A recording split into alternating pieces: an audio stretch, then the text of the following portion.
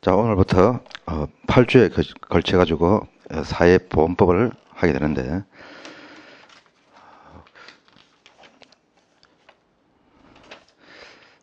이 사회보험법의 시험 범위는 우리 책 앞쪽으로 한번 보십시오. 목차 다음에 페이지로 본다면 1페이지 바로 앞에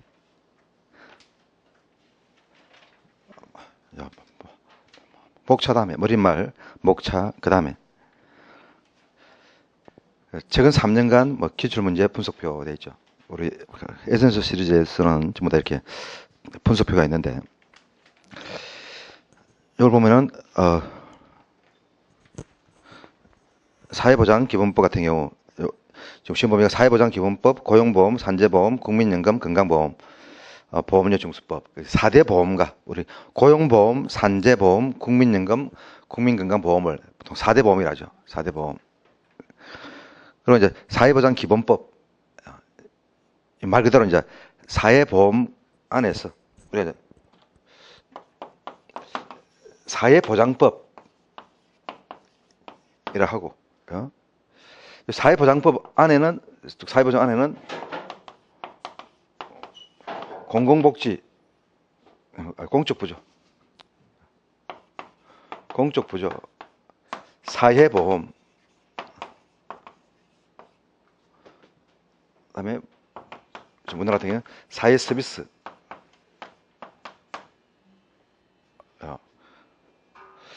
이 세 가지로 나뉘게 됩니다. 이 중에서 이제 우리 시험 범위가 이 사회보험법입니다. 이 파트이고, 그러면 공적부조와 사회서비스는 시험 범위에 포함 안 되는데, 이 사회보장기본법은 이 세 개의 법의 기본이 되는 법, 일종의 총칙편입니다. 그래서 사회보장기본법도 시험 범위에 포함되고, 그 다음에 이제 보험료 징수법 같은 경우는 각각 우리 사회보험은 고용, 산재, 국민, 건강보험 이렇게 되는데, 전부 다 보험료를 거두어서 보험급여를 실시하죠. 그래서 보험급여 같은 경우 각 법에 따라서 징수하지만 지금 고용보험, 산재보험은 보험료 징수가 통합되어 있습니다. 그래서 바람직한 방향은 사회보험 자체, 우리나라 같은 경우 각각 별도의 사업으로 실시하고 있는데, 이 네 가지를 통합시켜야 됩니다. 사실 더 바람직한 것은 미국이라든가 이런 일부 선진국처럼 사회보장 자체를 전부 다 통합 관리해야 됩니다. 이래가지고 우리나라 식으로 친다면 사회복지청 이런 걸 한 개 만들어가지고 거기서 모든 것을 총괄해야 되는데, 우리는 지금 각각 공적부조와 사회서비스는 별도로 분리되어 있고 또 사회보험마저도 분리되어 있다고 합니다. 근데 지금 앞정권 90년대부터 4대 보험을 통합하려고 하고 있는데 제대로 되지 않고, 그래서 지금 일단 보험제 징수만 고용보험, 산재보험 통합되어 있습니다. 그래서 일단 보험료 거두는 것부터 4대 보험을 통합하려고 하는 그런 과정에 있습니다. 그래서 현재는 고용보험과 산재보험료만 통합해서 징수하고 있습니다. 거기에 관한 법이 보험료 징수법, 정식명칭은 고용보험 및 산재보험료 징수에 관한 법률입니다.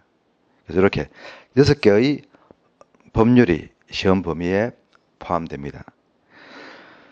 근데 이 중에서 보게 되면은 사회보장기본법은 세 문제 나오죠. 15년까지만 하더라도 네 문제 나왔는데 작년부터 세 문제 나오고 있습니다. 그래서 사실 사회보장기본법은 범위가 작은데도 불구하고 상대적으로 시험 문제가 많이 나왔던 겁니다. 그래서 약간 줄였고, 고용보험은 계속 2010년부터 지금까지 6문제씩 계속 나오고 있습니다. 또 산재보험은 계속 6문제 나왔는데 올해 7문제로 한 문제가 증가했습니다. 증가했고, 국민연금과 국민건강보험은 매년 2문제씩 나오고 있습니다. 보험료 징수법은 매년 5문제 나오다가 작년에만 6문제 나왔고, 즉 작년에 바로 이제 사회보장기본법의 문제가 이쪽으로 온 거죠. 근데 다시 또 올해 5문제 들어왔습니다. 올해 근데 지금 산재보험 문제가 한 문제 더 증가됐죠. 사실 보험료 징수법 같은 경우도 6문제라 낼 만한 그런 내용은 없습니다. 그래서 범위를 본다면 산재보험이 범위가 제일 많고, 그다음에 고용보험이 많기 때문에 이렇게 7문제, 6문제 이렇게 한다면 이렇게 하는 것이 맞고, 그 사회보장기본법도 한 3문제 정도 이렇게 다 맞습니다. 다만 이제 국민연금과 국민건강보험도 범위는 많은데 출제되는 문제는 2문제씩입니다. 그거는 우리 공인노무사가 4대 보험을 다 간장하지만은 보통 근로자와 관계되는 보험이 고용보험과 산재보험이고, 국민연금과 국민건강보험은 근로자도 관계되지만은 모든 국민을 대상으로 하는 보험이죠. 즉 4대 보험 중에서 나중에 다 공부하다 보면 알게 되겠지만 이 2가지는 모든 국민을 대상으로 하는 보험이고, 고용보험과 산재보험은 뭡니까? 근로자만 상대로 하죠. 그러니까 노무사들한테는 전적으로 필요한 것이고, 물론 국민 연금이라든가 건강보험도 근로자들도 가입하기 때문에 어느 정도 필요하지만 그렇게 많이 다루지는 않는다 이겁니다. 그래서 약기는 차이를 둔 겁니다.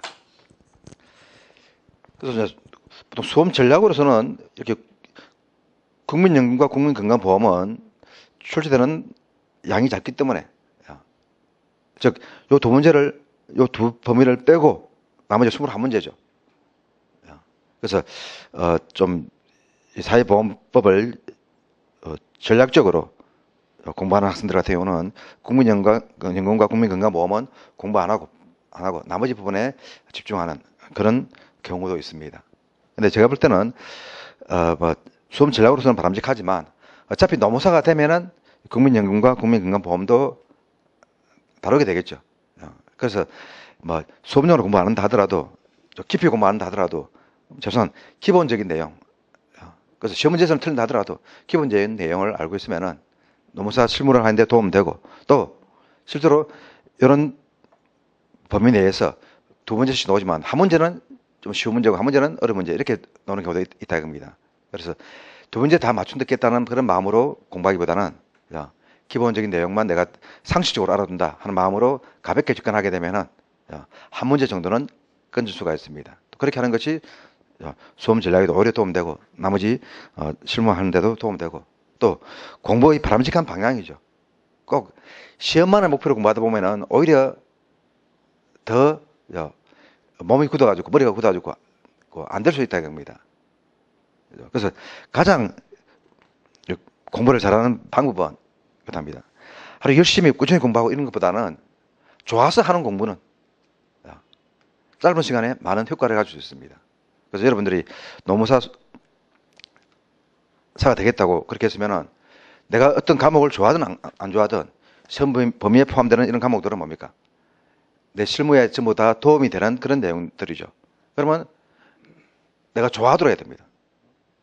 이 과목들이 좋아가지고 내가 흥미있는 과목이니까는 노무사를 하겠다. 그렇게 했으면 더 할 나위 없고, 또 그렇지 않고 내가 공부하기 싫어하는 과목이고 힘든 과목이지만은 그래도 노무사라는 업종이 좋아서 내가 공부하겠다. 이런 사람들 같은 경우는 자기의 마음을 바꿔야 됩니다. 싫은 과목이지만 내가 좋아하겠다. 앞으로 평생 잘만 되면 이런 과목들이 나를 먹이 살리는 것이죠. 그러면 내가 쫓아가서라도 좋아하게 만들어야 된다 겁니다. 그리고 공부를 보면 그렇습니다. 모르는 과목은 성적 안 나오고, 아는 과목도 성적 잘 나오고 당연한데, 근데 이 모르는 과목들은 왜 모르냐면은 공부를 안 한다 겁니다. 왜? 어려우니까. 그리고 좋아하는 과목들은 진짜 막 노는데, 왜냐면 좋아하니까는 자꾸만 보게 되고. 근데 좋아하는 기본적인 원인은 그렇습니다. 많이 알면 좋아하게 됩니다. 자주 보면은 좋아하게 된다 겁니다. 사람도 자주 만나게 되면은 저기 된다 알죠. 그래서 사회보험 같은 경우 특히 수험생들이 제일 힘들어하는 과목 중에 하나인데, 즉 민법 다음으로 힘들어하는 과목이고 과락도 많이 나는데 자꾸만 피하지 말고 더 접근해야 됩니다. 그래서 1차 수험생 중에서 불합격하는 경우의 대다수가 과목 과락이고, 민법이나 사회보험법이고, 과락 나는 이 중에 한 가지가 공부하기 힘드니까는 자꾸만 뒤로 미룬다 이겁니다. 덜 공부한다 이겁니다. 농법은 쉬우니까는 자꾸 공부하고, 그러다 보니까 농법에서 고득점을 얻고 사회보험법에서는 기본적인 점수만 맞자 이렇게 하는데 과락 점수도 못 맞아가지고 과락되는 그런 경우도 있다 이겁니다. 그래서 아예 마음을 바꿔가지고 어차피 해야 되는 거 좀 마음 넓게 아주 쪽 수업용이 아니라 하더라도 좋다. 이건 까랑만 매는다 하더라도 공부는 해두자. 그냥 내가 알고 싶은 것만 알자 하는 마음으로 공부하다 보면은 오히려 두 마리 토끼를 다 잡을 수도 있습니다. 그래서 약간 힘든 과목이 제가 하는 노동법 1, 노동법 2, 사회보험법 중에서 가장 공부하기 좀 귀찮은 과목이지만 그래도 자꾸만 좋아하려고 노력해야 됩니다. 뭐 오히려 뭐 본다면 어느 정도 공부가 되고 나면은 노동법 1, 2보다 고독점을 맞기는 쉽습니다. 딱 정해진 법 조문의 내용만 나오기 때문에 그래서 다만 이제 암기해야 될 것이 좀 많다. 우리 노동법 1, 2는 암기해야 될 내용이 사실 없을 수 있다 했죠. 이해만 많이 하면은 그만큼 암기해야 될 내용들이 적어지는 데 반해서 사회보험법은 이해도 필요하지만은 그래도 궁극적으로 전부 다 숫자라든가 제도적 절차이기 때문에 전부 다 암기해야 되고 정답 암기해야 될 그런 내용들이 좀 많다 하는 겁니다. 자, 3페이지 한번 봅시다. 사회보장 기본법.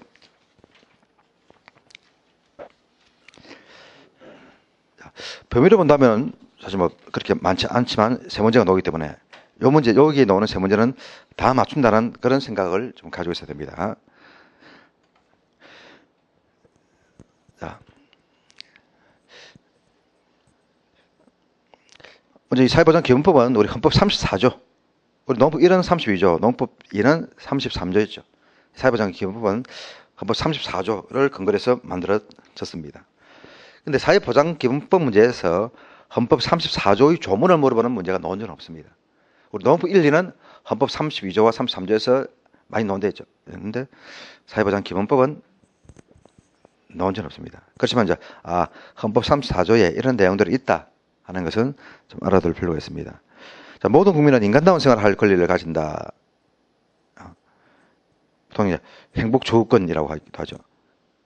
그래서 이 국가는 사회보장, 사회복지의 증진에 노력할 의무를 진다. 다음 3번, 국가는 여자의 복지와 권익 향상을 위하여 노력해야 한다. 3번, 국가는 노인과 청소년의 복지 향상을 위한 정책을 실시할 의무를 진다. 이번에 신체장애자 및 질병, 노령, 기타 사유로 생활 능력이 없는 국민은 법률이 정하는 바에 의하여 국가의 보호를 받는다. 그래서 이 4번과 5번에 보니까는 노인과 신체 장애자 막 이런 내용들이 나오죠.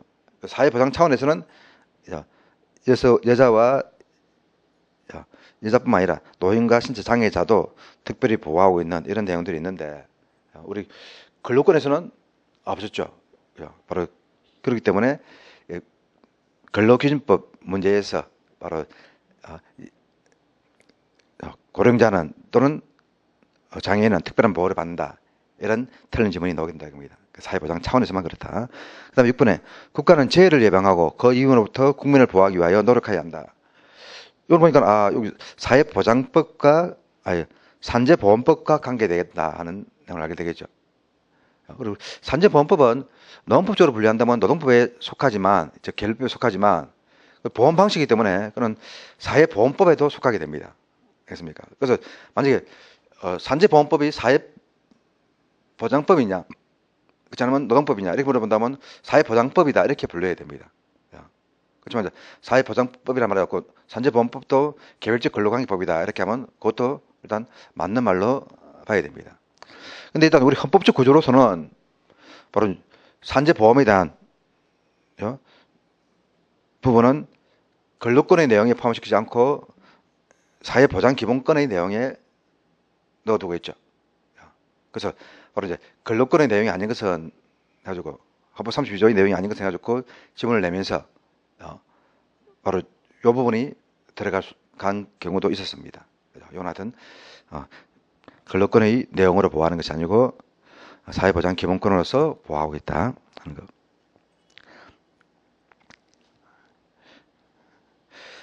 자, 이렇게 이제 헌법에서 국민들의 사회보장 기본권, 즉 행복조우권, 인간다운 생활을 향유할 수 있는 권리를 보장하고 있는데 바로 이제 이런 권리들은 누구에 대한 권리입니까? 국민이 국가에 대해서 가지는 권리죠. 그러면 그 사회보장 기본권은 그러니까 우리가 노동법 1, 2에서 근로권과 노동상권이 생존권이냐 아니면 자유권이냐 이런 다툼했지만 사회보장 기본권은 당연히 뭡니까? 생존권이겠죠. 생존권입니다. 그래서 국가에 대한 권리다 겁니다. 그래서 바로 국가에 대한 권리이기 때문에 국가가 구체적인 법률을 만들어서 이를 시행해야 되겠죠. 그래서 그 내용입니다. 사회보장에 관한 국민의 권리와 바로 헌법에서 이런 권리를 보장하고 있으니까 국가와 지방자치단체는 헌법의 국민의 권리를 이행하기 위해서 시행해야 되겠죠. 그래서 구체적으로 국가는 어떠한 사회보장 정책을 시행해라. 지방자치단체는 어떤 것을 해라. 이런 내용들을 정하는 것이 사회보장기본법의 목적이 됩니다. 또 한 가지는 사회보장은 정부기관에서도 하고 지방자치단체에서도 한다 이겁니다. 그럼 각 부처 간의 정책 조정이라든가 이런 것 등이 중구난방식으로 되면 안 되겠죠.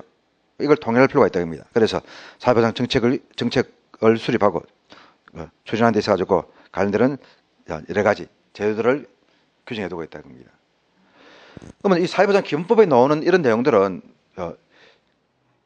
총칙적으로 추상적으로 나오지만 실제로 이런 내용들이 사회보험법에 구체적으로 적용되겠죠.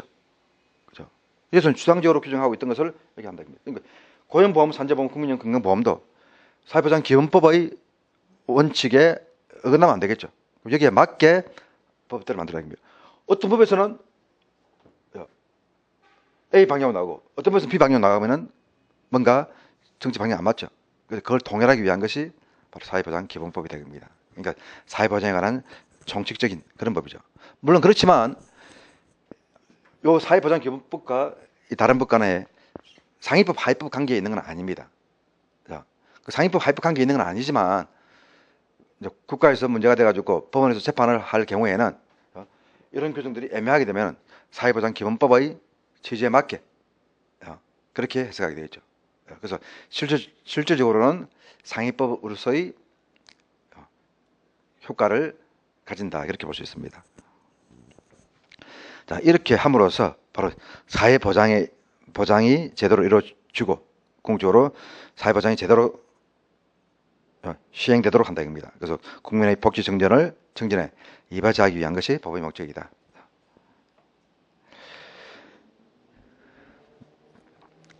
뭐 이런 정치 일절의 의의와 목적 이런 부분들은 뭐 특별하게 시험에 따로 넣는 그런 내용들은 아닙니다. 다만 우리가 사회보장 기본법이 무엇인가 하는 내용은 알아야 되겠죠. 그래서 바로 사회보장에 관한 총칙적인 규정을 둔 것이다 하는 거고, 그다음에 시험에 나오는 것은 제2절부터 사회보장의 의의부터 나오게 됩니다. 자, 사회보장의 기본 이념도 그냥 뭐 좋은 말이고 뭐 특별하게 요 가지고 시험 문제를 출제한다든가 하지는 않습니다. 일단 뭐 기본 이념은 사회보장은 모든 국민이 다양한 사회적 위험으로부터 벗어나 행복하고 인간다운 생활을 향유할 수 있도록 자립을 지원하며 사회 참여, 자아실현에 필요한 제도와 여건을 조성하여 사회 통합과 행복한 복지 사회를 실현하는 것을 기본 이념으로 한다. 그러니까 이것도 뭐 국제적으로 본다면 가난한 사람을 돕는데 그것이 궁극적인 목표가 아니고 가난한 사람도 제대로 먹고 살아야지 사회 전체가 발전한다 이겁니다. 우리 ILO의 필라델피아 선에서도 그랬죠. 일부의 빈곤이 궁핍이 세계 질서를 깨뜨릴 수 있다 이겁니다. 바로 그런 것처럼 궁극적인 목표는 자본주의 발전을 위해서는 사회보장이 필요하다 하는 겁니다. 사회보장의 개념. 사회보장이란 출산, 양육, 실업, 노령, 장애, 질병, 빈곤, 사망 등의 사회적 위험으로부터 그 사회보장의 대상이 되는 이런 내용들이 있는데 요 출산, 양육, 실업, 노령, 장애, 질병, 빈곤, 사망 요 특징은 바로 개인에 닥치는 불행에 답니다. 사람한테 닥치는 것. 한때 사회보장의 대상이 아닌 것은 가지고 시험 문제가 나온 적이 있는데 정답은 바로 도산이었습니다. 도산은 뭡니까? 기업이 망하는 거죠. 그럼 기업 망하는 것은 관계없다 이겁니다. 우리 민법에 보게 되면 인해는 두 가지가 있죠. 이건 아직 민법을 안 배운 사람들은 잘 모르겠지만 사람은 법인이 있고 우리 같은 자연이 있다 이겁니다. 바로 사회보장법의 대상으로 삼는 것은 사람 중에서 살아있는 사람, 자연인만 보호 대상으로 하고 회사가 망했다 해가지고 사회보장 제도로 도와주는 건 없다 이겁니다. 그러면 그런 거는 뭐 중소기업 육성법이라든가 중소기업 보호법이라든가 그런 법 등에서 하게 되겠죠. 그래서 이거 뭐 출산, 양육, 실업, 노령, 장애, 질병, 빈곤, 사망 이걸 다 암기할 필요는 없지만 일단 자인을 대상으로 한다. 이런 정도만 알아두면 됩니다. 그리고 오히려 뭐 이때까지 시험에 나온 적은 없지만 요 사회적 위험 이 부분 가로치 놓기 바랍니다. 그리고 이제 이런 법 조문 문제들은 숫자라든가 이런 중요한 낱말들을 가로치가지고 그 안에 채워 넣는 문제가 나오게 되는데 이런 분들은 좀 신경 안 쓰면은 맞추기 좀 힘들겠죠. 사회적 위험. 우리가 위험이라고 하는 것은 구분해 보면 자연재해도 있을 것이고 이런 사회적 위험도 있다는 겁니다. 자연재해는 우리 천재지변 이런 거고 그러면 출산, 양육 이런 건 천재지변 아니죠. 우리가 사회를 구성하고 자본주의 경제 체제를 운영하다 보니까 이런 것들이 발생하게 되는 거죠. 물론 이제 질병 뭐 이런 것들은 사실 뭐 사회적 위험이라고 하기는 조금 애매한데 그래서 질병이나 사망을 포함시킨 것은 질병 사망 등으로 인해 가지고 그 구성원이 즉 가장이 질병에 걸렸다든가 사망했다든가 이럴 경우에는 구성원이 가난에 빠지게 되죠. 그것 때문에 이렇게 질병과 사망도 사회적 위험으로 해놨습니다. 사회적 위험의 원인입니다. 그래서 좀 법 조문을 본다면 좀 정확한 표현은 아니죠. 네, 이렇게 질병과 사망도 포함되어 있습니다. 자, 근데 이제 정책적으로 본다면 이것도 사회적 위험보다는 자연재해도 포함한 모든 위험을 사회보장법에서 보호하는 것이 필요합니다. 우리나라 같은 경우는 이 법이라고 하는 것은 뭡니까? 국가의 책무인데 국가의 책무를 이행하기 위해서는 제일 필요한 것이 뭡니까? 무엇이 있어야 됩니까? 돈이 있어야 되죠. 예산이 있어야 되죠. 그래서 이런 법을 만드는 이유는 이런 법이 있으면은 사회보장이 국가의 책무, 지방자치단체 책무니까 국가라든가 정부라든가 지방자치단체가 국회에 예산을 청구하면서 이런 사업을 하는데 돈을 달라 이렇게 하죠. 그럼 국회에서 왜 돈 달라 하냐 이렇게 할 수 있다는 겁니다. 그러면 법에 이런 사업을 하도록 하고 있으니까는 시행하려면 필요하다 이렇게 청구를 하게 되겠죠. 그럼 국회에서도 자기들이 만든 법이죠. 또 자기들이 만들 때는 뭡니까? 이런 사회복지 정책을 펴라할 때는 뭡니까? 돈은 지원을 해주겠다 그죠? 뭐 자기 돈은 아니고 다 우리 돈이지만 국민 돈이지만 그렇게 됩니다. 그러면 바로 국민들한테 이런 사유가 빠지면은 사회보장 예산을 가지고 지원을 해주는데 그러면 사회적 위험이 아닌 홍수가 났다, 지진이 났다 이럴 경우에는 어떻게 지원해 주냐 이겁니다. 사회보장 예산 가지고 지원 못하겠죠. 이거 풀면 안 되니까는 예산은 법에 맞게 집행해야 되겠죠. 그래서 우리나라에서는 어떻게 합니까? 강원도에 산불이 났다, 지진이 났다 이렇게 한다면 국회에서 부랴부랴 특별법을 만들죠. 강원도 고성지역 산불 지역 특별지원법. 세월호가 침몰됐을 때도 그 유가족이라든가 그쪽에 대한 특별지원법을 만들자 가지고 국회에서 법을 만들고 막 그렇게 하죠. 바로 그건 이것이 사회적 위험이었으면은 어떻게 정부의 복지 예산에서 충당할 건데 그렇게 하지 않고 한다 이겁니다. 그래서 사실은 그러면 극단적으로 자연재해 같은 경우는 세월호 침몰 같은 경우는 크게 당하면 국가 적극 조치하지만 한두 명이 죽었다 이렇게 할 경우는 어찌 됩니까? 특별법을 만들겠습니까? 안 만들죠. 그래서 그런 것도 본다면 약간 조금 정의에 어긋납니다. 세월호 그 유가족이라든가 그 피해자들한테 지원하는 것 자체가 잘못됐다는 거 하는 것이 아니고 왜 한꺼번에 죽으면은 국가에서 특별법을 만들어서 지원해 주는데 한두 명이 억울하게 죽으면은 그건 안 해주냐 이겁니다. 그걸 모두 커버하려면 어떻게 해야 된다? 바로 사회보장이라든가 이런 데서 사회적 위험으로부터 아니고 모든 위험으로부터 그렇게 돼야 된다 이겁니다. 그래서 그 부분 아는 사람들은 이 부분을 가르쳐놓고 지문에 중에 사회적 위험, 모든 위험, 재해적 위험 그렇게 하겠죠. 근데 우리 사회보장법은 사회적 위험으로부터 국민을 보호한다. 사회적 위험이 대상이다. 그 다음에 이제 국민의 삶의 질을 향상시키는 데 필요한 소득 서비스를 보장하는 사회보험, 공공부조, 사회서비스를 말한다. 바로 사회보장은 사회보험과 공공부조, 사회서비스 이 세 가지. 옛날에는 사회서비스 대신 사회복지를 했죠. 그리고 이것도 또 우리나라에서는 최근만 하더라도 사회복지 서비스를 했는데 지금 사회서비스. 사회복지 서비스가 범위가 더 넓고 또 사회서비스가 사회복지 서비스보다 더 범위가 넓은 개념입니다. 그러니까 점점 이제 이 사회서비스의 범위를, 즉 사회보장의 범위를 넓혀 나가죠. 그 사회보험과 공공부조는 어차피 딱 정해져 있고, 그래서 요 사회보험, 공공부조, 사회서비스 요 세 가지 용어.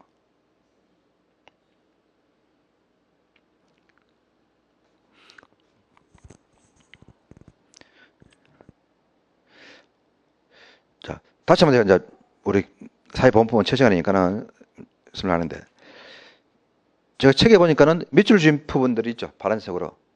이 부분은 중요하다고 하는 겁니다. 근데 제가 밑줄 안 친데도 불구하고 사회적 위험도 가르치라 했죠. 이거는 일단 시험에 나오지는 않았지만 나올 가능성이 있어가지고 한번 치라고 하는 것이지, 중요한 내용들은 아예 책에 이렇게 줄을 다 쳐놨습니다. 그래서 이런 출신 부분을 중심으로 해가지고 그렇게 공부하면 되고, 그리고 뒤에 16 해가지고 2016년도에 이 부분에서 출제됐다, 그죠? 정확히 어떻게 출제됐는가는 안에 객관식 문제라든가 OX 문제를 보면 알 수 있겠지만은, 그죠? 대중에서는 출신 부분에서 출제됐다, 그렇게 보면 됩니다. 사실은 16년도에는 사회보험, 공공부조, 사회서비스 이 부분이 출제됐던 겁니다. 그리고 앞부분은 옛날에 출제됐던 것이고, 또 출제 안 된다 하더라도 출제 가능성이 아주 높은 것이고, 저는 안 쳤지만 내가 이야기했던 사회적 위험은 이런 시험에 나올 가능성은 적지만은 나왔을 때는 좀 미리 안 봐두면은 힘들다 이겁니다. 그래서 내가 하는 이야기보다는 출치는 것도 이런 것들이 더 중요합니다. 옛날엔 책이 없을 때는 그냥 뭐 불러주고 판서 이렇게 하지만 요새 책이 있으니까는 책에다가 미리 다 중요한 내용들을 다 적어주고 다 미리 축구하면 되겠죠. 그래서 강의 들을 때 보면 이제 이런 강의들이 있습니다. 한국 강사들 중에서 자기 책으로 강의하면서 강의 때 자, 쭉 이러면서 야, 요 부분 줄 긋고 하는 사람 있습니다. 그런 강의 절대 듣지 말기 바랍니다. 그럼 뭐냐면은 10점 팔고 책도 다른 책 보고 조합해가지고 만들었을 것이고, 그런 것까지 된다 겁니다. 본인이 이해를 못하다 보니까는 계속 그렇게 해놓고 중요한 내용들만 설명도 못하니까는 어떻게 줄 걸 한다 겁니다. 이 아까운 강의 시간에 왜 줄 걸 하겠냐 겁니다. 미리 책을 초간할 때 줄을 쫙 적어가지고 하면 되는데 왜 그렇게 하냐 겁니다. 물론 또 한 가지는 있습니다. 책에 줄을 쫙쫙 적어가지고 초간했는데 그러면 이제 어떤 부분이 중요한지를 자기가 다 이야기한 거죠. 그 강의 때는 할 이야기 따로 있는데 문제는 남들 볼 적에, 아는 사람들 볼 적에 출신 부분이 잘못됐을 경우는 책이 안 팔리겠죠. 그때부터 줄을 회피하는 경우도 있습니다. 실제로 출신 책 중에서 본다면 중요하지도 않은 내용 줄 쭉쭉 껴놓은 것들이 그것도 또 많습니다. 그렇지만 우리 이 책 같은 경우는 다 중요한 내용들이고 시험에 나왔던 내용들이고 나올 수 있는 그런 내용들이기 때문에 이 부분을 좀 신경 써가지고 보기 바랍니다. 그다음에 사회보장의 분류. 자, 사회보험, 공공부조, 사회서비스가 있는데, 자, 분류해가지고 안에 보니까 평생사회 안전망도 있죠. 그러니까 바로 평생사회 안전망이 사회보장의 종류지만, 우리 법의 사회보장의 개념에는 포함 안 되는 겁니다. 알겠습니까? 그러니까 이 부분 객관적 시점 들 때 조심해야 되겠죠. 왜 이런 구조를 하고 있냐 하면은 집어넣어주고, 사회보장은 국가가 헌법상 해야 될 책무가 있죠. 만약에 평생사회 안전망 이런 식으로 이제 기본적인 사회보장제도 말고 더 넓은 범위에서 개인에 맞는 그런 사회보장 정책인데, 이걸 사회보장의 개념에 집어넣어버리면은 국가는 어떻게 헌법상 사회보장 책무가 있으니까는 여기까지도 무조건 해야 된다 이겁니다. 그러니까 이 부분까지 아직 국가의 역량으로 하기는 힘들지만, 그렇지만 이제는 앞으로는 해 나갈 수 있으니까는 지금이라도 되는 만큼은 하겠다고 하는 그런 의지입니다. 그래서 개념에는 포함시키지 않고 사회보장 제도의 분류에는 넣어둔 겁니다. 알겠습니까? 그래서 사회보장의 종류에는 4가지가 있다. 개념 속에 사회보장에는 포함되지 않지만, 사회보험이란 국민에게 발생하는 사회적 위험을 보험 방식으로, 그럼 나머지 공공부조와 사회서비스는 보험 방식이 아니다는 말이겠죠. 이는 공공부조와 사회서비스는 세금을 거둬가지고 세금 방식으로 세금을 거두는 것이고, 저는 이제 보험, 우리 사회대 보험은 각 수혜자들이, 보험 가입자들이 보험료를 납부하죠. 그 돈은 안다 이겁니다. 국민의 건강과 소득을 보장하는 제도로 말한다. 건강과 소득. 그래서 알아야 돼. 그건 건강 보험 방식 이거. 그다음에 건강과 소득 보장. 자, 4대 보험에서 한번 봅시다. 고용보험은 뭡니까? 뭘 보장하는 겁니까? 좀 쉽게. 우리 건강보험은 뭘 보장하는 겁니까? 말 그대로 국민건강보험은 건강이고, 그다음에 산재보험은 건강이죠. 또 근로자의 건강, 근로자가 사고 났을 경우에 치료해주는 거죠. 건강보험. 근데 하나는 근로자를만 대상, 하나는 모든 국민 대상. 그다음 국민연금은 노후 소득 보장이죠. 소득 보장. 고용보험은 실직 시의 소득 보장이죠. 그리고 고용보험과 국민연금은 소득 보장. 건강보험과 산재보험은 건강 보장. 바로 사회보험은 건강과 소득을 보장하는 것인데, 우리나라에서는 각각 두 가지씩 있다. 하나는 국민, 하나는 근로자.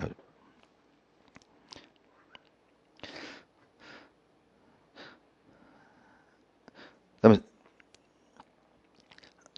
사회보험법은 국민건강보험법, 국민연금법, 고용보험법, 산재보험법 네 가지 우리 시험 범위에 포함되기 때문에 뭐 이걸 물어보는 문제가 나오면 틀릴 리는 없겠죠. 사법시험에서는 뭐 이런 문제가 가끔씩 나왔습니다. 근데 노무사 문제에서는 뭐 4대 보험이 무엇인가 이걸 물어보는 문제는 나온 적은 없습니다. 그다음에 공공부조. 이는 이제 생활보호 대상자, 가난한 사람들을 대상으로 하는 것입니다. 국가와 지방자치단체의 책임하에 생활 유지 능력이 없거나 생활이 어려운 국민, 모든 국민을 대상으로 하는 것이 아니고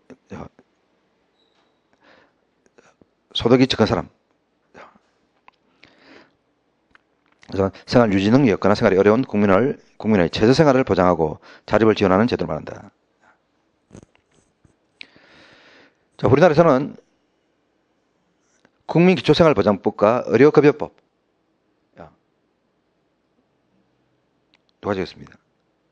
그리고 국민기초생활보장법 같은 경우는 이제 한 달 소득이 뭐 4인 가족 기준으로 한 150만 원 이하인 사람들 같은 경우 정부에서 그 차액만큼을 지원해주는 그런 법입니다.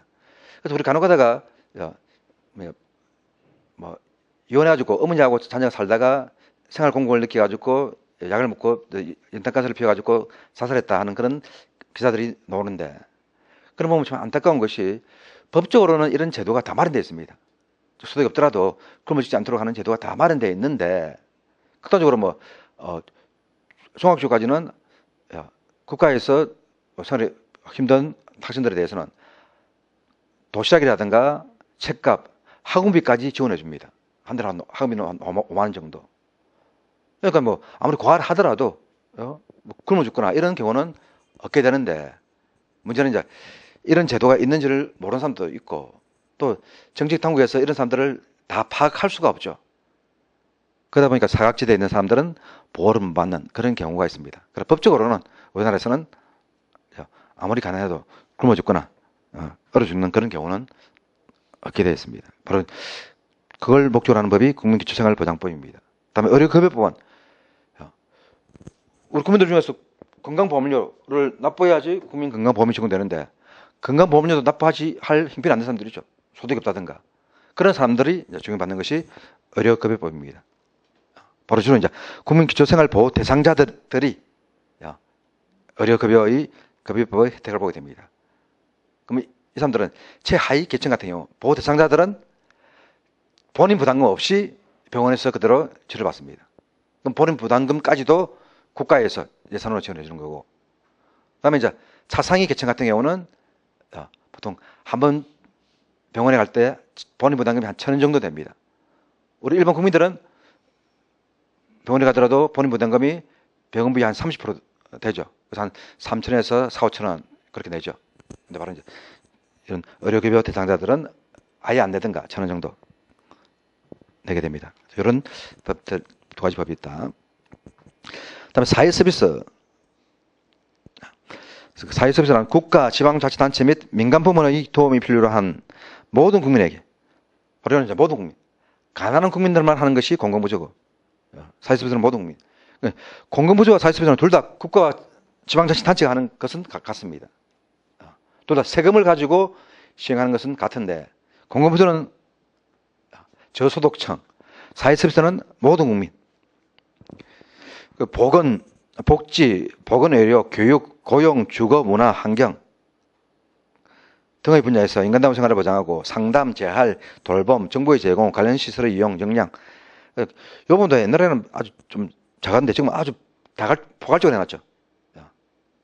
그래서 그만큼 이제 사회보장제도가 발전되었다, 그렇게 볼 수 있습니다. 그다음 사회복지부에는 기초노령연금법, 이런 일정한 나이에 도달하면 정부에서 돈을 다 지급하죠. 지금 뭐 이런 한 30만 원 지급합니까? 25만 원 정도. 30만 원. 지금 현재 25만 원 정도 지급된다고 합니다. 이런 거. 그다음 노인복지법, 모자보건법, 국민건강정진법, 근로자복지기본법 이런 거. 그래서 뭐 어떤 법이 속하느냐 하는 것은 뭐 사회보험법 말고는 따로 나오지 않을 겁니다. 우리 시험 범위가 사회보험법이기 때문에 다음 주 공공부조법이 아닌 것은 이런 문제는 안 나오겠죠. 사회복지법이 아닌 것은 사회복지법인 것은 그런 문제는 안 나올 겁니다. 다만 이제 우리가 각각의 개념을 잡는데 도움이 되라고 이런 법을 한번 해례해 뒀습니다.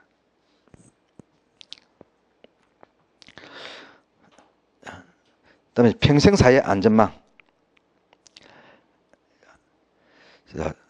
평생사회 안전망이란 생애 주기에 걸쳐, 일생에 걸쳐 말이죠. 보편적으로 충족되어야 하는 기본 욕구와 특정한 사회 위험에 의하여 발생하는 특수 욕구를 동시에 고려하여 소득 서비스를 보장하는 맞춤형 사회보장제도를 말한다. 사회보장제도인데 바로 이제 이런 맞춤형이다 이겁니다. 각 개인에 맞게. 지금 우리 사회 서비스라든가 이런 것이 뭡니까?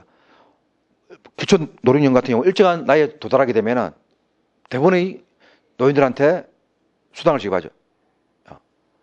근데 그렇게 하지 않고 사람에 따라서 개별적으로 사람마다 필요한 내용들이 있다 겁니다. 노후에 돈이 없어가지고 생활이 곤란한 사람도 있고, 돈은 있지만은 건강이 안 좋아가지고 그런 사람도 있고, 그래서 거기에 맞게 각각 맞춤형 사회보장제도를 실시하겠다라고 하는 겁니다. 그래서 바로 평생 사회 안전망은 바로 기본 욕구 플러스 특수 욕구. 그래서 우리 기본 욕구 같은 경우는 뭐 기존 사회보장제도로 다 많이 해결되기 때문에 오히려 방점은 특수 욕구, 여기에 방점이 찍힌다, 그렇게 볼 수 있습니다. 자, 그렇게 함으로써 사회안전망은 사회보장제도의 급여를 국민복지 기본선으로 끌어올리는 것을 목표로 한다. 아니 진짜 기본 생활이 아니고 행복한 생활, 모든 국민이 되도록, 소위 말하는 복지국가가 달성되려면 평생사회 안전망이 갖춰져야 되겠죠. 자, 이런 개념들이 이제 서로 사회보험과 공공부조가 바꿔 놓는다든가 이렇게 용합 바뀌어서 나오게 됩니다. 오히려 뭐 중간에 말을 틀리게 하기보다는 여기 바꿔내게 되기 때문에 어떤 것이 어떤 것인지 요 네 가지 안에서만 정확하게 알면 됩니다. 그렇습니까?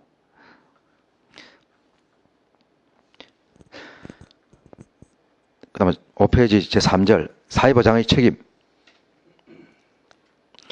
자, 다른 법률과의 관계에서는 사회보장에 관한 다른 법률을 제정하거나 사회고용보험법, 산재보험법 이런 법을 제정하거나 개정하는 경우에는 사회보장기본법에 부합되도록 해야 한다. 서로 맞게 해야 된다 겁니다. 두 번째, 국가 및 지방자치단체의 책임. 보통 뭐 국가 책임의 원리 이렇게 하는데, 우리 노무사 시험 문제에서는 뭐 국가 책임의 원리 이런 말을 가지고 시험 문제는 내지는 않습니다. 그냥 법 조문 위주로 나오게 되니까 법 조문 위주로 알아두면 됩니다. 일단 사회보장은 국가와 지방자치단체가 책임진다 이 말이죠. 국가와 지방자치단체는 모든 국민이 인간다운 생활을 유지, 정진하는 책임을 가진다. 뭐 장시험 지문으로 나왔지만 아마 옳은 지문으로 나왔겠죠. 특별하게 신경 쓸 거 없죠. 그러니까 여기서 이제 문장 중에서 문장들이 주로 이제 법 조문 내용 그대로인데 우리 노동부에서는 법 조문보다는 법 조문에 대한 해석적인 내용이 많았지만 사회보장기본법에서는 해석적인 내용보다 법 조문 자체가 많다 이겁니다. 그러면 이것들이 옳은 지문과 그런 지문으로 나오죠. 그래서 옳은 지문들은 별 신경 안 써도 되겠죠. 그러면 이 옳은 지문이 어떤 부분이 틀리게 나오겠느냐. 틀리게 나오는 지문들 중에서 교묘한 것들이 있습니다. 얼핏 보면 맞는 것처럼 보이는 거. 여기서 만약에 이 지문 같은 경우 국가와 지방자치단체는 모든 국민의 인간다운 생활을 유지 정지하는 책임이 없다. 법에 이런 것을 안 해두겠죠. 그러니까 이거 책임이 없다 이렇게 하는 틀린 지문을 뭐 만들기 힘들다 이겁니다. 그러면 이도 생활은 유지하는 데 책임이 있지만 정지하는 데 책임이 없다. 이런 지문도 이론적으로 가능하지만 그것도 뻔히 옳은 지문은 아니겠죠. 그러니까 요 지문은 그냥 이런 내용 당연한 내용이구나 절적스럽게 넘어야 된다 겁니다. 알겠습니까? 근데 이런 데서는 힘 빼고 그죠? 두 번째도 마찬가지로 국가 지방 자치단체는 사회보장에 관한 책임과 역할을 합리적으로 분배해야 된다. 합리적으로 분배해서는 안 된다? 그럼 말도 안 되겠죠. 물론 이제 교명한데 국가가 더 책임을 져야 한다 이렇게 하지만 그런 내용은 본 적이 없다 싶으면은 틀리지 않겠죠. 그러니까 특별히 틀리게 넣을 수 있는 것은 미리 한번 신경 써가지고 틀린 문장을 한번 만들어 보고 그렇지 않은 문장은 애매하면 맞다 생각하면 됩니다. 그렇습니까? 세 번째, 국가와 지방자치단체는 국가 발전 수준에 부응하고 국가 발전 수준, 국제적인 수준에 부응하고 그래서 하죠. 국가 발전 수준.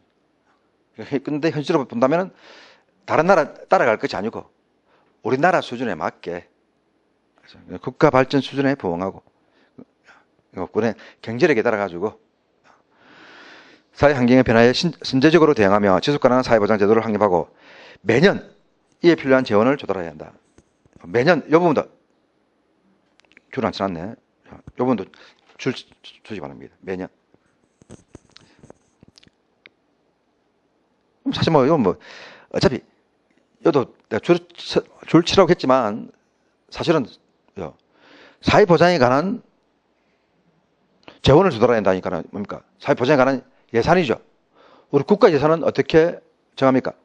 어느 단위로 정합니까? 연 단위로 정하죠. 연 단위로. 연 단위로 정해가지고 올해 책정된 예산은 올해 12월 30일까지 다 집행해야 되죠. 집행하지 않으면 어떻게 다시 국가로 환수되죠. 그러다 보니까는 지방자치단체에서 어떻게 합니까? 연말만 되면은 이다시 미래동 공사들은 막 시작부터 하죠. 시작만 하기만 하면은 돈은 안 돌려줘도 된다 이겁니다. 바로 그렇게. 그리고 사회보장도 당연하게 매년 맞죠. 이거는 우리 상식적으로 맞다 싶으면 그냥 넘어가도 관계없습니다. 근데 시험에 넣지만은 뭐 이런 거는 넣어더라도 틀리면 안 되겠죠. 그 다음에 네 번째, 국가는 사회보장 제도의 안정적인 운영을 위하여 중장기 사회보장 재정 추계를 경년으로 실시하고 매년 시작해요. 경년. 이거는 이제 이거 매년 실시해도 뭐 관계는 없겠죠. 그렇지만 경년으로 실시하고 요 경년 이전에 한 번씩 실시하고 이렇게 공표해야 된다. 보통 중장기라면 보통 5년, 10년 단위의 사회보장 예산입니다. 추계는 뭡니까?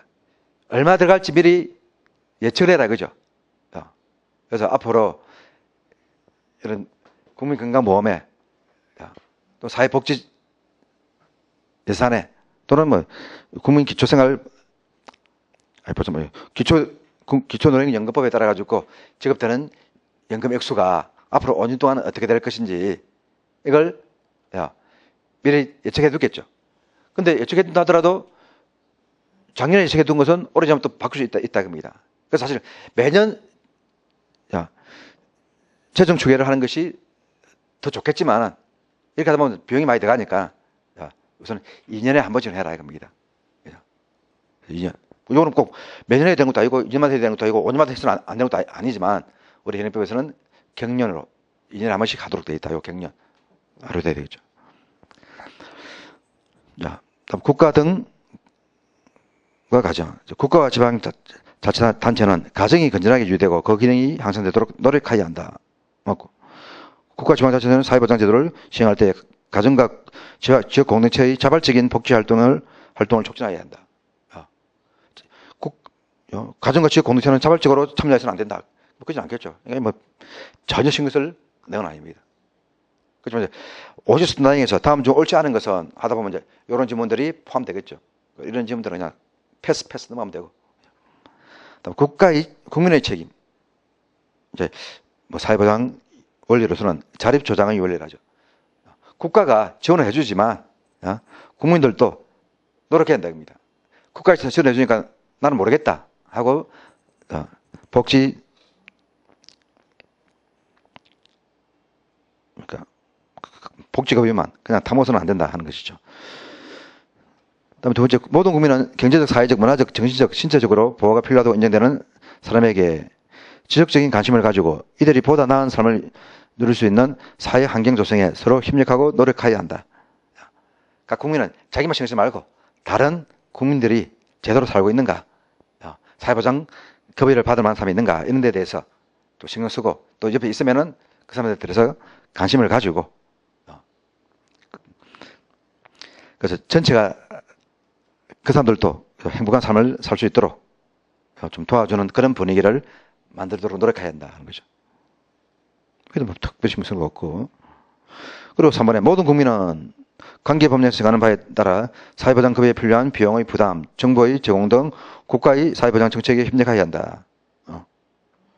국가에서 사회보장 하니까 난 모르겠다 이거 협력해야 되겠죠.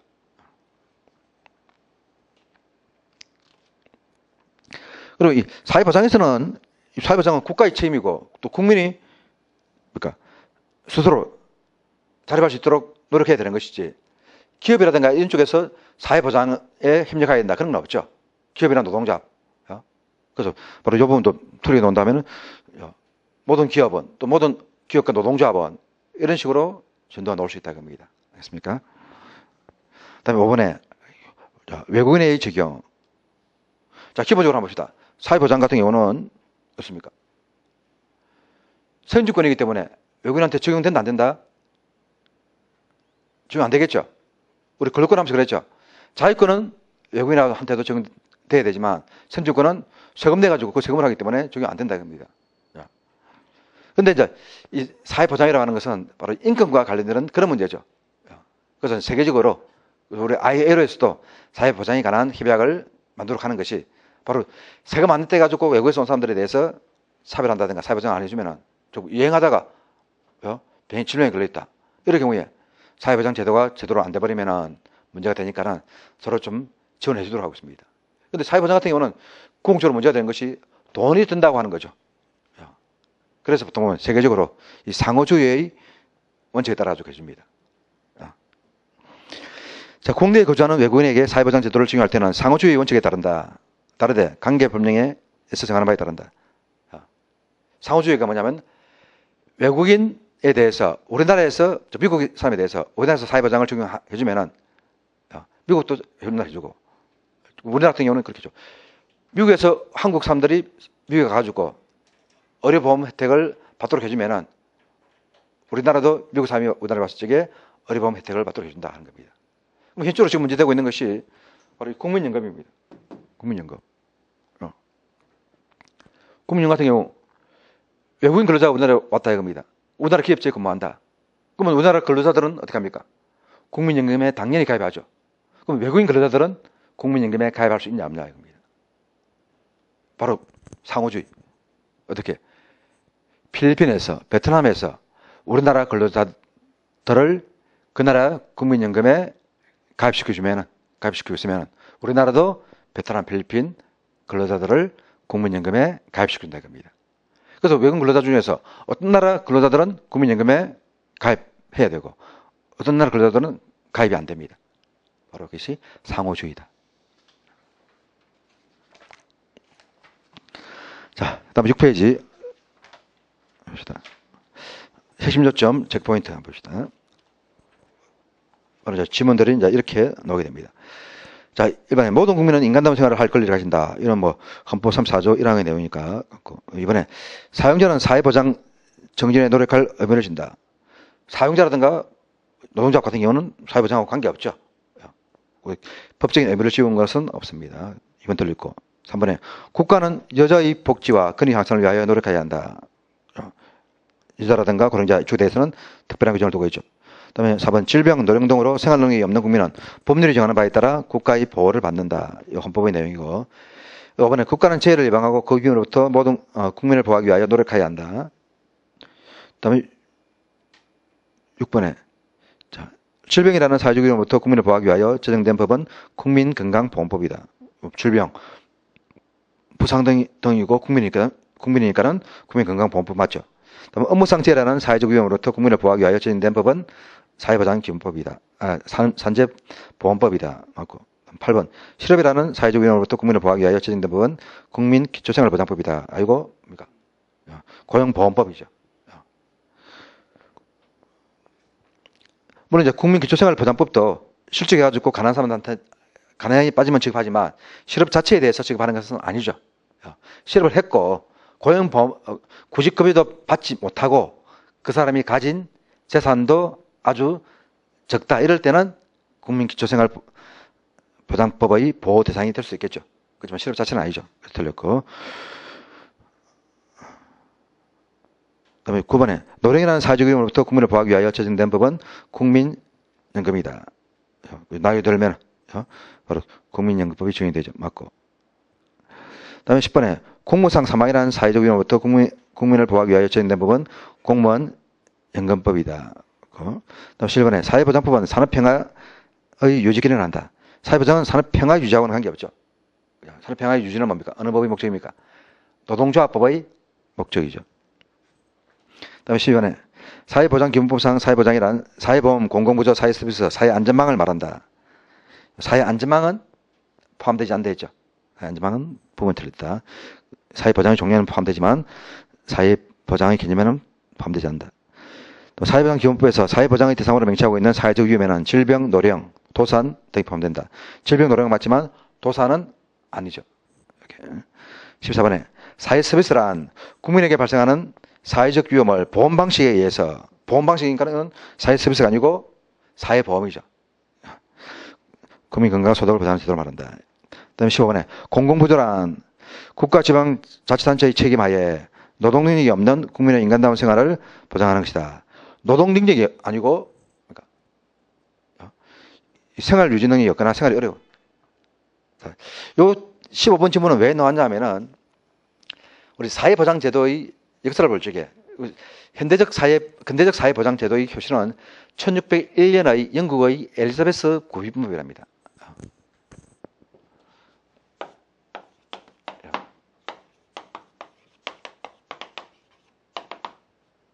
구비법인데. 이 법의 내용에 보게 되면은 이제 그런 내용이 있습니다. 바로 이제 노동 능력이 없는 사람만 지원해 준다 이겁니다. 노동 능력이 없는 사람. 지원해주고 그림들 중에서 멀쩡한 그림들 있죠. 한테는 지원 안 준다 이겁니다. 사실 이 법이 뭐 법으로 만들어지기 때문에 근대적 사회보장법의 기초는 아닌데 이 법의 내용은 이전 법의 내용들을 통합한 것에 지나지 않습니다. 영국에서는 하여튼 이전까지 가난한 사람들한테 지원해 주는데 오히려 노동 능력이 있음에도 불구하고 고걸 행위를 하는 사람들은 그 사람들은 제약이 돼가지고 잡아서 강제 노역소에 넣어서 교화시킵니다. 일을 시킵니다. 그래서 한때는 바로 이렇게 사회보장의 대상이 노동 능력이 없는 사람만 지원해주고 노동 능력이 있는 사람들은 알아서 예서 벌어먹으라 합니다. 즉 노동 능력이 있음에도 불구하고 일하지 않은 사람들은 본인이 게을러서 그런 것이다. 그렇게 한척했다는 겁니다. 그런데 우리나라에서 청년 실업자도 많지만은 전부 다 본인이 일하기 싫어서 일하는 건 아니죠. 그런 사람도 간혹 있겠지만 대부분의 실업자들은 뭡니까? 일하고 싶은데도 마땅한 일자리가 없어서 일 못하는 거죠. 그래서 현재의 사회보장법에서는 노동능력이 없는 사람이 아니고 생활유지능력이 없거나 생활이 어려운 국민이면은 노동력이 있더라도 사회보장 제도의 대상이 된다. 그래서 이 부분이 틀린 부분입니다.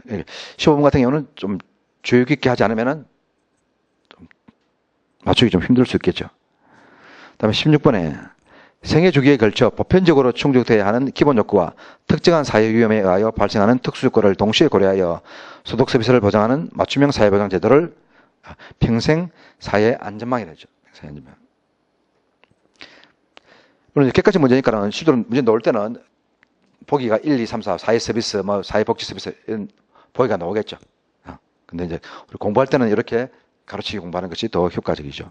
다음 17번에 사회보장에 관한 다른 법률을 제정 또는 개정하는 경우에는 사회보장기본법에 부합되도록 해야 한다. 맞는 말이고 18번에 국가와 지방자치단체는 모든 국민의 인간다운 생활을 유지 정진하는 책임을 가진다. 맞는 말이고 19번에 국가와 지방자치단체는 사회보장에 관한 책임과 역할을 합리적으로 분담해야 한다. 맞는 말이고 20번에 국가와 지방자치단체는 국제적 기준에 부응하는 사회보장 제도를 확립해야 한다.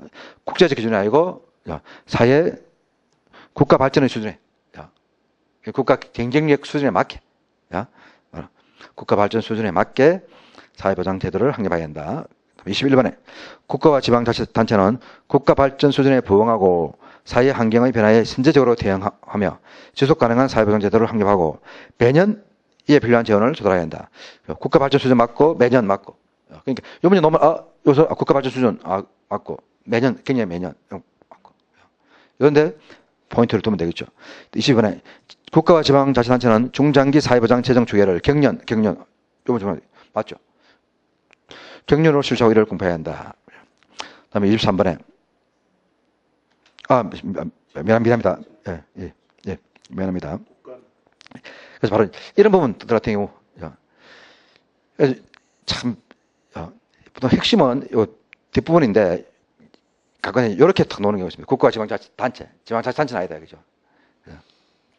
그래서 이런 거는 저 같은 경우도 뒷부분 보다 보면 틀리게 됩니다. 그래서 대부분 시험생들이 이런 부분은 한 번에 맞추지 못합니다. 그래서 하다 보면 이제 이런 질문이 섞이면 오답 확률이 많습니다. 근데 이제 하다 보면 답이 두 개 나온다. 틀린 것이 두 개가 나온다. 겁니다. 이럴 때는 다시 읽어봐도 또 틀린 것이 두 개 나옵니다. 이것이 정상입니다. 이게 올바른 공부 방법입니다. 왜? 포인트를 뒀기 때문에. 근데 두 번 정도 봐도 답이 없으면 포인트 안 둔 부분, 다른 부분을 안 봐야 됩니다. 그래서 오히려 출제자들이 이런 이상한 부분에서 틀리게 되는 경우가 있습니다. 그러니까 여기서 핵심은, 그러니까 이런 문제는 사실은 딱 내려고 한다면은 포인트를 물어봐야 되죠. 이런 사회보장 제도 추계는 경륜으로 실시한다. 재정 추계의 실시와 공표는 경륜으로 한다. 굉장히 포인트를 줘야 되고, 또 국가와 지방자치단체 이쪽에 이제 포인트를 둔다면 중장기 재정 추계는 국가와 지방자치단체가 실시한다. 국가가 실시한다. 이렇게 해야지 우리나라 한국말에서는 뒷부분이 중요한 거니까 물어보는 내용을 알 수 있는데 그냥 이런 질문 같은 법 조문을 그대로 옮기기 때문에 도대체 물어보는 핵심이 뭔지는 파괴된다 겁니다. 그러다 보니까 이런 것은 바로 정답을 찾기가 힘든 경우가 있습니다. 22번은 바로 지방자치단체 이 부분이 틀렸습니다.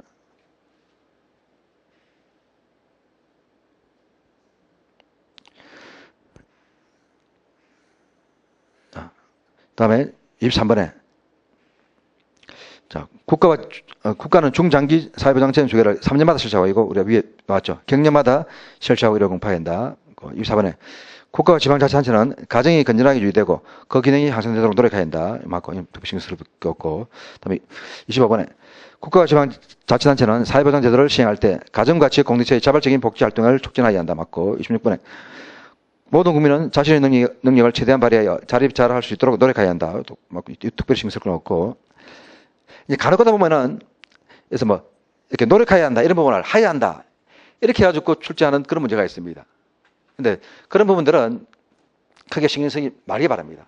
제가 이야기하는 것만 신경 쓰고. 왜냐하면 어떤 부분들은 의미가 있는 것이 있는데 어떤 건 의미가 없음에도 불구하고 무조건 그렇게 해버립니다. 특히 이제 국민들에 대해서는 해야 한다. 이렇게 하기보다는 권고사항이죠. 그다 노력해야 한다. 이 맞고. 국가가 한 그 부분에서는 하는 것이 해야 한다가 있고 해야 한다가 있습니다. 즉 사회적 통계를 제도를 마련해야 한다. 마련하도록 노력해야 한다 있습니다. 그렇게 하는 것은 국가에서 역량이 되면은 해야 한다라고 되어 있고 역량이 안 되지만 앞으로 되도록 할 것이다 할 경우에는 쉬지 못하니까는 노력해야 한다. 이렇게 두는 경우가 있습니다. 그럼 이걸 수험생들이라든가 이것을 법 이론적으로 알기 힘들죠. 근데 이런 부분들을 시험 문제 출제하는 경우가 있다는 겁니다. 그래서 그런 까지 신경 쓰면은 공부할 양이 너무 많아지고 다 커버를 못 합니다. 그래서 그런 부분들은 중요한 것들만, 꼭 필요한 것들만 알아두고, 그리고 많은 출제위원들이 주로 그런 부분만 내게 됩니다. 근데 간혹 가다가 좀 수준 미달의 출제위원들은 무조건 문장, 지문 중에서 부정문을 긍정문으로, 긍정문을 부정문으로 한다든가, 이거 노력해야 한다를 하야 한다든가, 이걸 가지고 하는 경우가 있습니다. 또 하야 한다고 할 수 있다. 이런 부분. 그래서 제가 이야기하는 부분만 신경 쓰고 나머지 부분들은 넘어가면 됩니다. 다음 27번에 기업 및 노동조합은 사회보장급여에 필요한 비용의 부담, 정부 제공 등 국가의 사회보장 정책에 협력할 수 있다. 기업과 노동조합은 사회보장과 관계는 없죠. 그래서 27번 틀렸다 하는 겁니다. 자, 그래서 이 조문은 이제 법 조문을 한다면은 바로 이렇게 기업과 노동조합이 틀렸고 또 뒤에 모든 국민은 국가의 사회보장 정책에 협력할 수 있다가 이거 협력해야 한다 이렇게 됐습니다.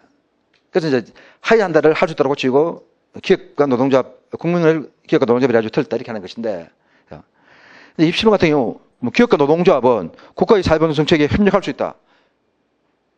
틀린 말입니까? 아니죠. 그러니까 이 출제 수준이 떨어지는 문제다 입니다. 그러니까 사회보장 기본법의 내용이 아닌 것은 이렇게 한다면 법에서 명시하고 있는 내용이 아닌 것은 한다 모르지만 기업과 노동조합은 사회보장 정책에 협력하지 한다 이렇게 한다면 이게 뭡니까? 이건 틀렸죠. 오히려 하야 한다 이렇게 출제했으면 명백히 틀린 지문이다 이렇게 볼 수 있습니다. 근데 그렇게 또 못했던 이유는 또 뭐냐면은 못했던 이유는 모든 국민의 기업과 노동조합이 포함될 수도 있겠죠. 저분다만. 근데 사실은 모든 국민은 자연인을 말하기 때문에 기업과 노동조합은 포함 안 한다 이렇게 단순 씌울 수 있습니다. 그러면 하야 한다 이렇게 하면 명백히 틀린 것인데 찝찝하니까는 이렇게 해놨는데 오히려 이 문장 자체는 사회보장 기본법의 내용은 아니지만 옳은 지문을 봐야 됩니다. 근데 하여튼 우리가 정확한 수준에서 답을 하는 것이 아니고 출제위원 수준에서 객관식 문제를 제공할 수밖에 없습니다. 근데 보통 1번째는 한 번씩은 출제되지만 이런 문제들은 그 다음 두 번째는 출제 안 됩니다. 그 다음 출제위원들이 볼 때 문제가 있다고 생각하기 때문에 빼게 됩니다. 28번에 국내 거주 외국인에 대한 사회보장 제도의 적용은 인권 존중의 원칙에 의한다. 아니고 상호주의 원칙에 의한다. 인권을 존중한다는 의미에서 본다면 다 적용이 되겠지만 상호주의 원칙에 의한다. EU 같은 경우는 바로 이제 사회보장을 인권 존중의 원칙에 의해가지고 상호주의가 아니죠. 다 중요하도록 되어 있죠. 그래서 EU 형국이면은 전부 다 무조건 강제적으로 적용하도록 하겠습니다. 예, 잠시 쉬었다가 제2장 하도록 하겠습니다.